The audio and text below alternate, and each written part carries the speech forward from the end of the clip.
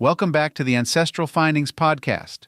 Washington, D.C. is the nation's capital city, and it has some truly intriguing folklore that goes along with it. From the supernatural to conspiracy theories involving everything from the Illuminati to hidden treasure, this is a city of mysteries and secrets.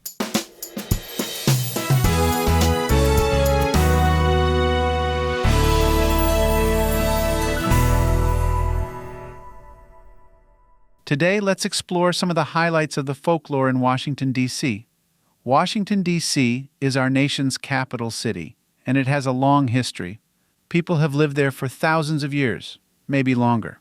Previously a piece of swampy land, the government of the new United States decided to make it the nation's new capital during George Washington's time as president. At the time, the capital was in New York City, and Philadelphia served as the capital for a while too. Washington, D.C. was a better location, it was determined, because of its centrality among the states. It would be easier for legislators from all states to get there than to go any farther north or south of where they lived. While George Washington never got to live in the White House, as it was under construction during his time as president, the second U.S. president, John Adams, did, and he was the first U.S. president to call the White House in Washington, D.C. home. The city is the seat of government for the United States, and as such, one can expect some dark and intriguing things that have happened there. Because the land that it sits on is so much older than the actual city, there are interesting stories from the land and nature in the city too. Here are some of the most interesting folklore from Washington, D.C.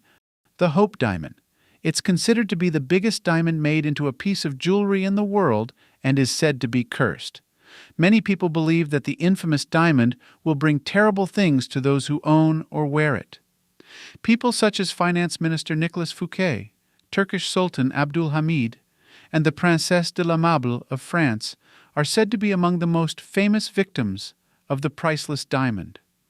It would be rare for anyone to wear the diamond today, as it is in an exhibit at the Smithsonian Museum, though the Smithsonian does not seem to be any the worse for wear for owning it. The real-life Exorcist. The author of this novel and screenplay movie, The Exorcist, says he was inspired by a real-life case in Washington, D.C. In this case, a 14-year-old boy in the city was supposedly possessed by an evil spirit. Some even say the actual devil himself. A front-page news article on the possession and exorcism appeared in the Washington Post in 1949. An exorcism of the boy really did take place and was deemed to be successful. No one actually fell down the stairs in Georgetown in the real story, though, as they did in the movie. The Curse of Tippecanoe. While this curse is said to be broken now, it is still a famous bit of local folklore in Washington, D.C. The curse supposedly meant that U.S. presidents would die or be assassinated while in office if they were elected to the presidency in a year that was divisible by 20. Victims of the supposed curse include William Henry Harrison, Abraham Lincoln, James Garfield, William McKinley, and John F. Kennedy.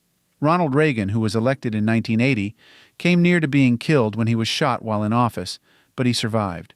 The curse was broken with George W. Bush, who survived both of his terms in office.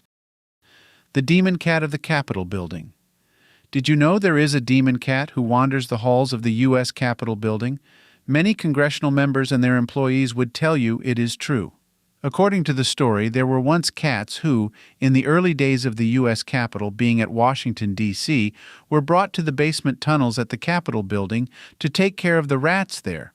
One of these cats never left the tunnels.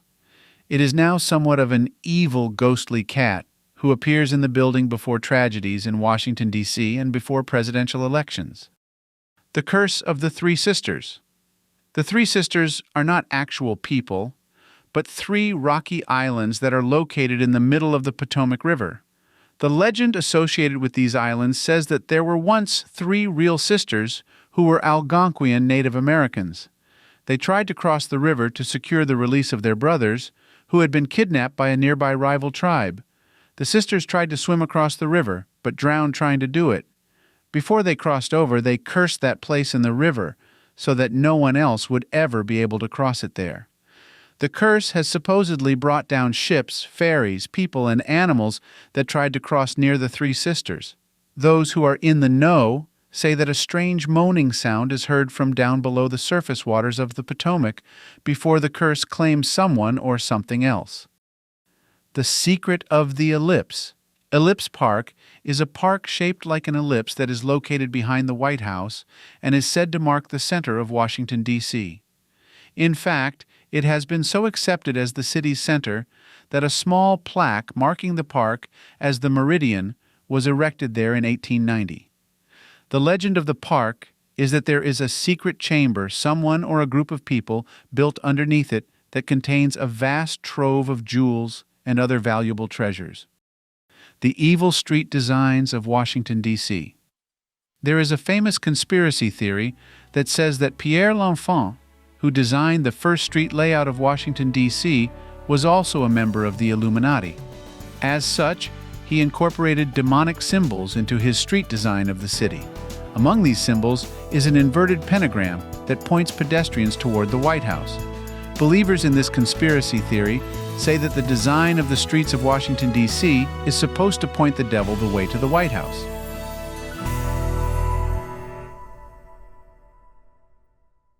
Thank you for listening and subscribing to the Ancestral Findings podcast. For additional resources, visit ancestralfindings.com. You can download a free ebook, request a free genealogy lookup, and even participate in our weekly historical postcard giveaway. If you want to support us in more ways, consider supporting us on Patreon or PayPal. Every contribution helps to keep the lights on. From all of us at Ancestral Findings, thank you for being an integral part of our family history community since 1995. I hope you have a wonderful day, and as always, happy searching.